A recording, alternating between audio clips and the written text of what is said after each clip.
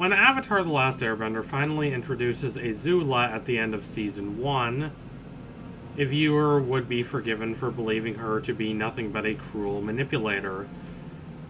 She has had only one minor appearance before this, and that is when she sneers as her brother Zuko is burned by their father Ozai during his Agni Kai with Ozai in episode 112, The Storm. Azula's eyes are searing, her motions and desires unwavering. She is exactly the opposite of Zuko, who stumbles through his journey across the world in a fog, in constant conflict between his basic moral character, which is more or less good, and the goals he has decided he needs to pursue if he wants to regain his honor, the respect he has in his society and in his own mind, even though those goals require him to serve a cruel and tyrannical empire. The show very cleverly and nicely embodies this in the contrast it draws between Azula's perfect proficiency at lightning bending and Zuko's complete inability to bend lightning. Iroh calls lightning the cold-blooded fire, and with good reason. Lightning requires a complete lack of sentimentality. It requires one not to waver or to doubt oneself. It requires complete clarity and precision, and Zuko, throughout Avatar, does not have this. His journey throughout the show, thus, is, from one perspective, a journey from uncertainty to certainty. When he finally regains his honor by being welcomed back into the Fire Nation as a hero, he believes this uncertainty will resolve itself, but it doesn't. Only when he joins Team Avatar do his goals and the values he holds, values he's gotten in part from his mother, truly align themselves. Azula's journey throughout the show is almost completely the opposite. She starts the show with a very firm set of principles in which she believes deeply. The idea that to conquer and to dominate in the name of the nationalistic pride of the Fire Nation is an absolute good, and that she has been chosen by destiny, by the divine right of kings and queens, to carry out the conquest of the Fire Nation with her wit and her cunning and her intelligence, that she can master everyone she comes into contact with and force them to bow to her will through that cunning. And over the course of Avatar, she learns that none of this is true, leading to her devastating breakdown at the end of the show. Zuko suffers a lot of defeats, but he's used to defeats. He's used to not achieving his ends and having to incorporate that failure into his view of himself. As he says himself, I had to struggle and fight, and that made me strong. That made me who I am. But Azula has never failed. Not really. When she first speaks in episode 201, she's so distraught that one hair is out of place when she's practicing lightning bending. She does not know how to respond when her worldview crumbles under her. She invests all her trust and all her belief in the idea that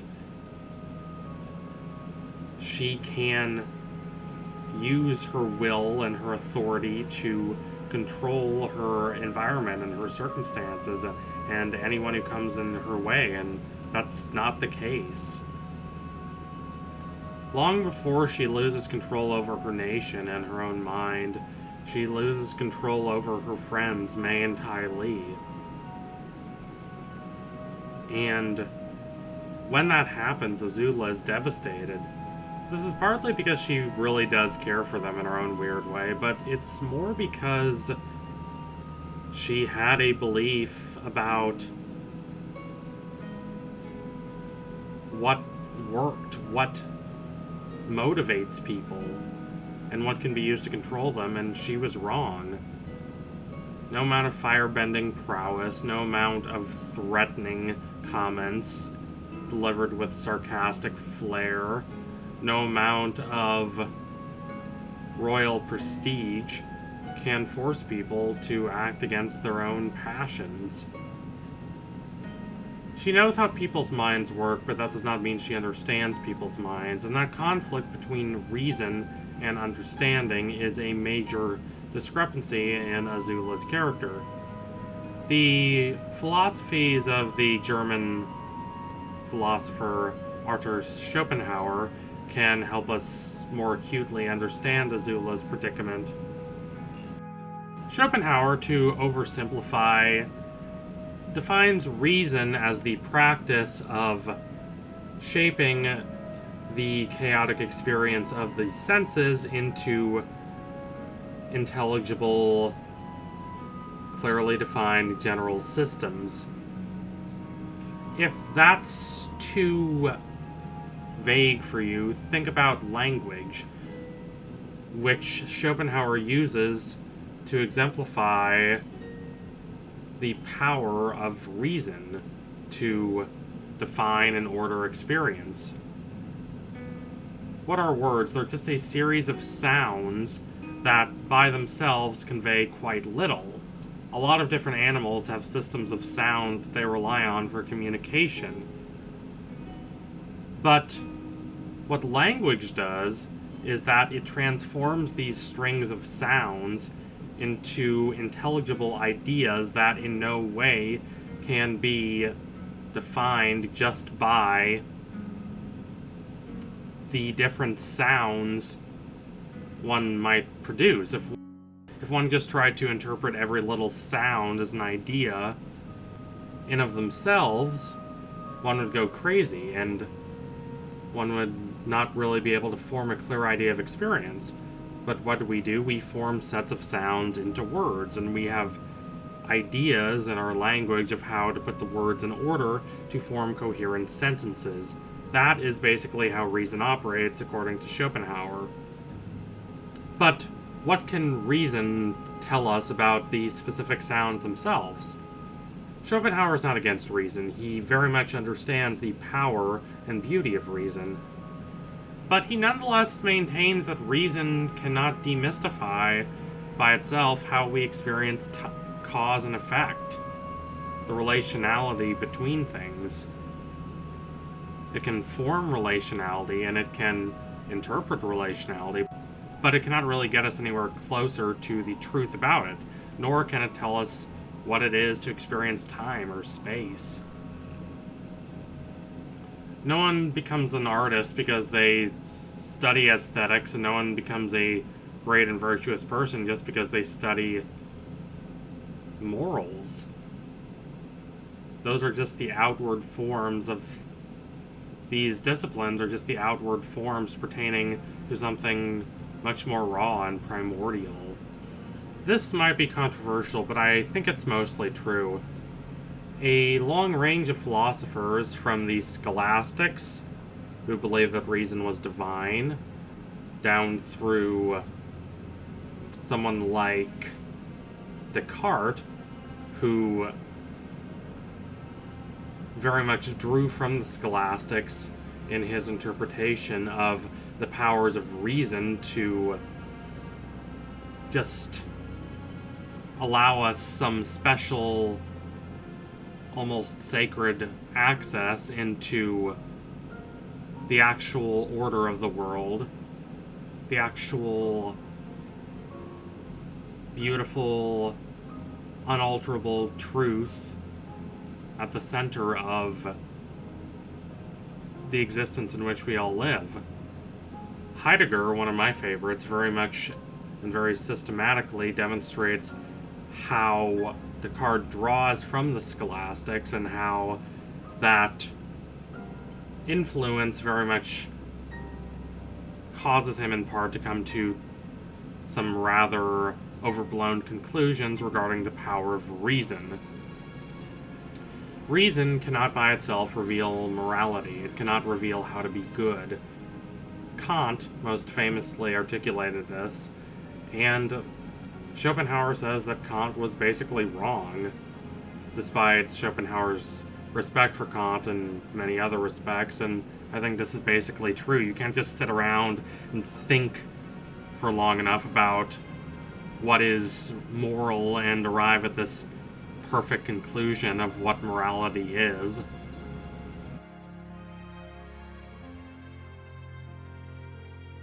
Now, I really do not want to linger on this for too much longer because I do not want to keep talking for like 30-40 minutes and have all of that be about Schopenhauer and have none of it be about Avatar, what we're actually talking about. But the important point here is how Schopenhauer elucidates how one trying to use abstract rational principles to divulge the ultimate truth about how we actually experience the world is inevitably a flawed proposition. Rather, what Schopenhauer calls the will, the constant drive to fulfillment that flows through us all, is what actually causes people to make the choices that they make. Azula may, along these lines, abstractly understand how people's minds work, but this does not allow her access into the actual way that people experience human relationships and the connections between each other. Azula's abstract reasoning fails her. It's dry, it's desiccated. It may appear impressive in abstract, and it may help her launch successful plans, and it may even help her manipulate people, but it cannot really reveal to her anything except the abstract forms of how people relate to each other. It can't really reveal her the inward truth of that, the actual experiential, perception-fueled reality of that. And because of that, it's like she's doomed to sit outside a gate, wondering why she can't get in. Now, unlike Schopenhauer, I do actually believe that people can improve, that the basic character of humanity is innately protean and transient, and that it can always change, sometimes for the worse, and sometimes for the better, and sometimes just for the different. Azula could, at least theoretically, undergo a transformation to that extent, but she cannot really attain the renewal she really needs because she lacks the understanding in the earthy Schopenhauerian sense of that term, as opposed to abstract reason, to bring about that renewal. Schopenhauer draws heavily from Buddhism and Hinduism, two religions that also heavily influence Avatar. And Schopenhauer very much believed that the key to minimizing suffering was not to just try and rise above it, like the Stoics said, but rather to understand that the will that flows through all forms of life, all forms of matter, honestly, in different forms, different what he calls objectifications of the will, that life is all the same. And that when one kind of understands that and resigns the arrogance of the ego and attains thus a deeper understanding of that will that flows through all beings, one is able to understand that the sufferings of the individual are not entirely unimportant, but only are important to our desire to dominate and control ourselves. As an objectification of the will, as Schopenhauer puts it, will die, but the constant will that flows through us all lives on. Back to Azula, I do not really see any conceivable path by which she could have been redeemed, as we say, as abstract and unreliable as that term can be, redeemed in the show proper. That would take a lot of time and effort and commitment. That would require the show to be focused about her, and it would make for a much less traditionally enjoyable viewing experience, I believe, than the show we actually have. For Zuko, it's a matter of him trying to find a path for himself that will allow him to define himself in such a way that is appropriate for the principles he holds. For Azula, it's more a matter of her having to rediscover her entire view of the world, her entire sense of what is right and good, and that's a much longer process. And it will be even harder for Azula because she is such a proud person and she really does not want to be seen as vulnerable. Still, Azula grasps for meaning and relief when the ideals on which she has founded her perception of herself crash down. It's a long road for Azula, but I believe it is one she can traverse down. So thank you all for watching. If you liked what you saw today, don't forget to like, comment, and subscribe. Donate to my Patreon if you can and you want to see more videos like this. Keep watching Avatar, it's a great show. I hope you didn't find the Schopenhauerian touches a little too tedious. I've just recently finished The World as Will and Representation, and I loved it, and I wanted to share some of that wisdom with y'all. But anyway, tune in soon for my next analysis. It will be coming soon. Thank you all again. Adios, comrades.